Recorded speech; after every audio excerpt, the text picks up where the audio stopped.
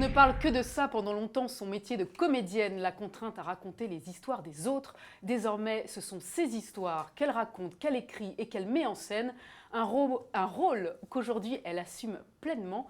Mathilde Amet, bonjour, merci d'être ici. Vous êtes ici pour nous parler de votre dernière création, Open Space. C'est une comédie que vous avez conçue et mise en scène et qui est actuellement sur la scène du Théâtre de Paris après un énorme succès au Théâtre du Rond-Point. Vous n'êtes pas sur scène, vous n'êtes pas présente, vous ne jouez pas. Et pourquoi vous êtes-vous mise dans l'ombre comme ça? Parce que c'est un spectacle qui a une forme un peu particulière et qui demande du recul pour faire des images. C'est du théâtre visuel. Et donc, il fallait que je sois en mesure de prendre le recul et aussi parce que je voulais des comédiens qui aient l'air de Monsieur, Madame, tout le monde, qu'on n'identifie pas forcément au départ, auxquels on s'identifie comme on pourrait s'identifier aux gens qu'on croise dans le métro tous les jours et qu'on découvre exceptionnels parce qu'on les rencontre. Mais je ne voulais pas de personnalité connue, voilà, et je voulais former une troupe avec des acteurs polyvalents. Et ça ne court pas les rues, il a fallu que je les cherche un peu partout, au fin fond de la France. Donc on va dire qu'il y a 7 comédiens sur scène, ce sont 6 employés, un directeur, on va dire que ce sont des stéréotypes de personnalités qu'on peut rencontrer nous-mêmes dans les bureaux en open space, comme beaucoup de gens le vivent au quotidien, et qui sont tous amenés à mettre en avant cette personnalité un peu extraordinaire. Ils ne parlent pas, il n'y a pas de texte, ce sont c'est du yaourt, on va dire, des onomatopées, et ça fonctionne, il y a de la musique, tout le monde chante, danse à certains moments, tout est très structuré comme une partition, tout est très étudié, c'est assez incroyable. On va regarder quelques extraits tout de suite pour donner déjà une idée de ce à quoi ça ressemble pour ceux qui ne sont pas allés vous voir encore.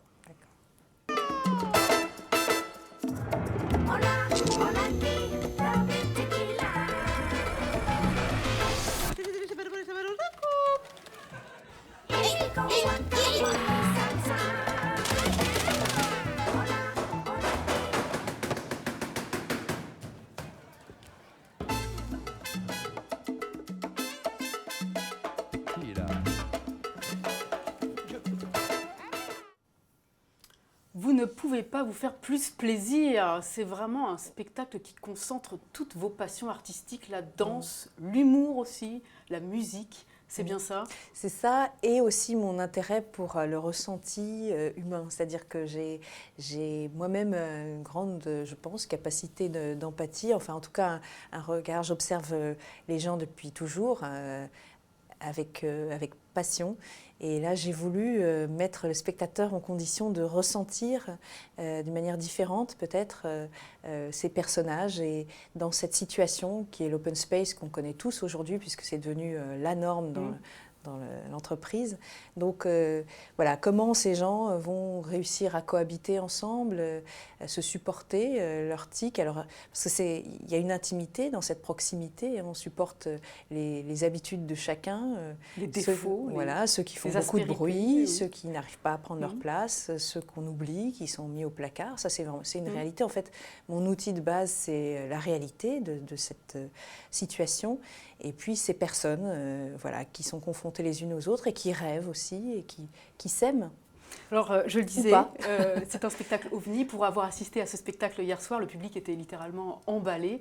Avoir visé aussi juste, avoir réussi à toucher le public, c'est une satisfaction qui vous comble totalement, qui vous ravit, qui vous apaise même. C'est au-delà de la satisfaction. C'est la première fois que j'ai vraiment un sentiment profond de reconnaissance, puisque c'est ma vision, la façon dont j'appréhende le monde, la façon dont je suis traversée par les émotions, par les personnes. Et le fait de mettre le spectateur en condition d'observer de cette manière-là me rapproche des gens. J'ai l'impression d'être moins seule et puis qu'on est ensemble à observer de la même manière et de partager cette façon que j'ai particulière de regarder et d'entendre, parce que j'ai une oreille assez développée, et donc j'ai utilisé aussi les nuisances sonores. Il y a beaucoup de travail sur le sound design, sur les effets sonores, qui sont effectivement calés à des moments bien précis que les comédiens doivent respecter. Vous diriez aussi que ce succès, en tant qu'auteur, c'est une espèce de revanche légitime sur votre carrière de comédienne de cinéma qu'on pourrait considérer comme en demi-teinte? je ne sais pas comment on peut considérer ma carrière de comédienne.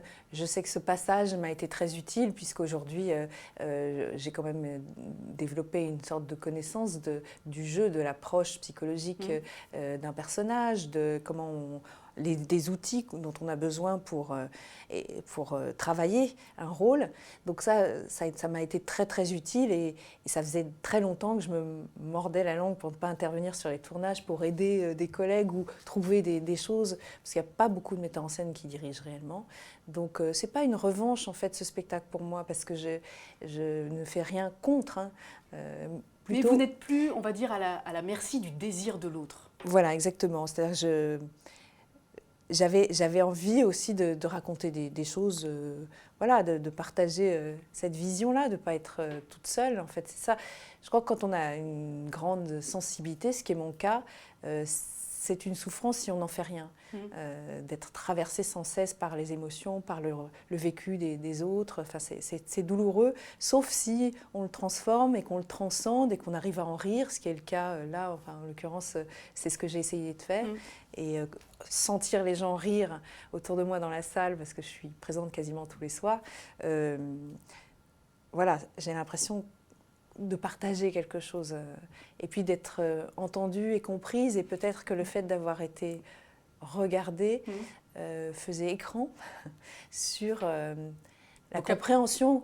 Sur la compréhension, oui. De ce que vous vouliez donner aussi et de ce que vous vouliez créer. En préparant cette émission, j'ai beaucoup lu à travers vos entretiens ce sentiment d'imposture qui vous a habité longtemps, même quand vous recevez en 88 le César pour votre rôle dans le film de Chabrol, Le Cri du hibou. Vous avez dit que vous ne vous sentiez pas légitime, vous ne sentiez pas à votre place. Aujourd'hui, ce sentiment-là, il vous habite toujours ou vous vous sentez réellement légitime? Là, je me sens absolument à ma place. En fait, je crois que quand on est artiste, il faut se questionner sur justement sa place, sa juste place. Et cette place ne doit, en l'occurrence, si elle est bien trouvée, elle ne doit pas être interchangeable. Ça ne veut pas dire qu'on se positionne en supériorité, en infériorité, ça n'a rien à voir. C'est juste que chaque être a une singularité, quelque chose qui le définit.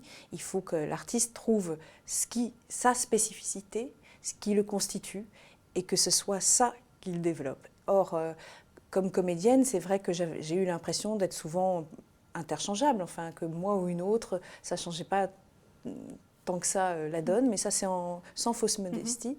Et en l'occurrence là, ce spectacle, il vient vraiment de mon intérieur, de mon ressenti, de ma musicalité, parce que la musique est en moi depuis que je suis née, j'ai l'impression. Et donc là, vraiment, c'est moi seule qui peux faire ce truc-là. Du coup, vous disiez tout à l'heure que vous étiez extrêmement sensible aux compliments qu'on peut vous faire aujourd'hui, mais les critiques du fait que maintenant vous assumiez ce que vous faites, vous les prenez comment? Très mal. Sincèrement, là, j'ai tellement mis tout ce qui me constitue, c'est tellement moi de A à Z. Si on n'aime pas ce spectacle, c'est moi tout entière qu'on rejette, quoi. Puis c'est ma responsabilité absolument de A à Z.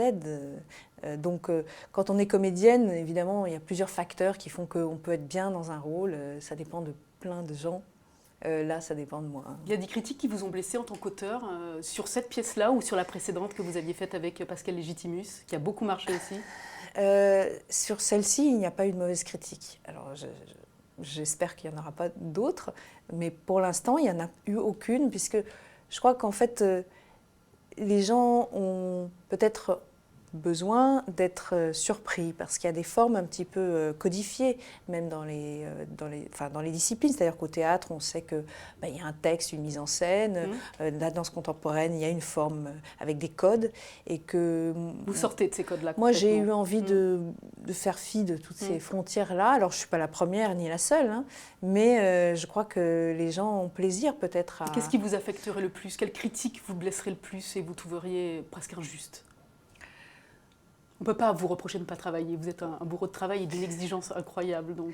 Oui, ça c'est mon passé de danseuse et mon exigence que j'ai jamais vraiment pu avoir en tant que comédienne, parce que c'était pas la mienne, c'était celle des metteurs en scène. Donc moi, je devais me contenter de la leur. Aujourd'hui, c'est la mienne. Donc effectivement, je suis très exigeante. Mais la forme de ce spectacle est par définition exigeante. C'est du timing, c'est la mise en place, c'est la synchronisation avec le son, etc. Donc il n'y a pas d'autre solution.